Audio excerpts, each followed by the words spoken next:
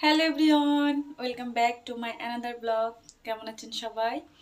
আর একটানা অনেক দিন ধরে বৃষ্টি হচ্ছে, তো কি আর করার, বাইরে যাওয়ার উপায় নাই। ঘরে বসে শুধু রান্না করা, খাওয়া দাওয়া, ঘুম, এছাড়া আর কোনো কাজ নাই।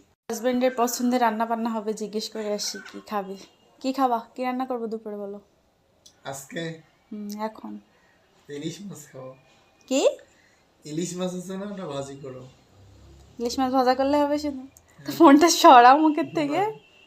আচ্ছা ঠিক আছে, আগে হচ্ছে ভাত বসাই, না হলে কারেন্ট চলে যেতে পারে যে কোনো সময়।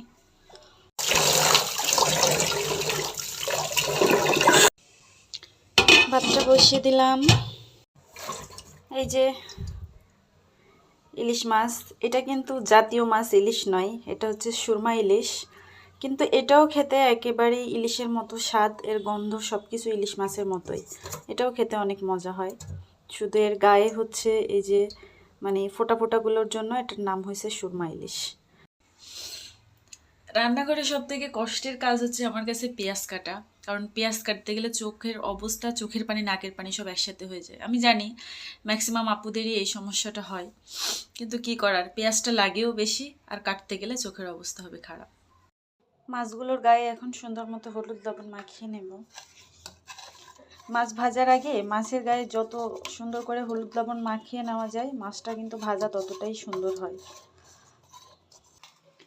এই যে আমার মাছের গায়ে হলুদ শেষ।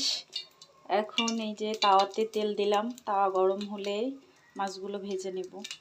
আপনারা অনেকে আমার এই তাওয়াটা দেখে মন্তব্য করেন যে এটার অবস্থা এরকম কেন, এই সেই। আসলে এটা এরকম অবস্থায় আনতে আমার অনেকটা সময় লাগছে, আমি ইচ্ছা করে এটাকে এমন বানাই ফেলছি। এটা কিন্তু ফ্রাইং প্যানের থেকেও অনেক ভালো কাজ দেয় আমার। আপনাদের কাছে হয়তো দেখতে নোংরা মনে হচ্ছে, বাট এটা নোংরা নয়, এটাকে আমি এরকমই বানাইছি। এই যে আমার মাছ ভাজাভাজি শুরু হয়ে গেছে।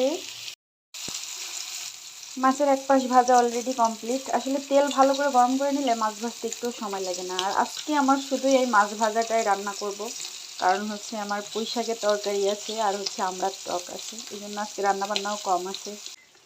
মাছ ভাজা ডান, এদিকে পেঁয়াজ মরিচ ভাজাভাজি চলছে। তো এই যে ফাইনালি আমার রান্নাবান্না শেষ। আজকের মতো বিদায়, আজকের ভিডিও এই পর্যন্ত। ভালো লাগলে নেক্সট কোনো ভিডিওতে আবারও দেখা হবে। সেই পর্যন্ত সবাই ভালো থাকবেন, সুস্থ থাকবেন। আল্লাহ হাফেজ।